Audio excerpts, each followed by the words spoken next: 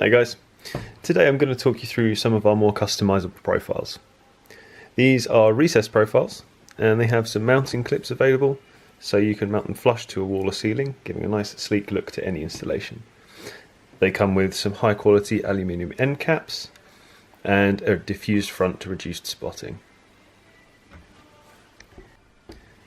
They have a 31mm internal, which means you can fit even maybe two of our LED strips side by side in them. The real attraction of these profiles though is these little things. Now this one's fairly simple, just joins two end to end, and then the other two here. So this one will join your profiles at right angles, so you can take it left or right. You do have to cut into the profiles in order to get them to join flush together. This one here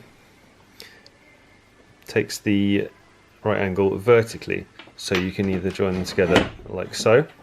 So if it was to go up a wall and then out into across the ceiling, or if you want to go the other way, say if you're going up the front of maybe a bar and then across the top. You can combine any of these connectors in any way you like. Really, your imagination is the limit. Alright guys, thanks for watching. I hope this has cleared everything up, but if you do have any more specific questions, feel free to give us a shout. Thanks a lot. Bye guys.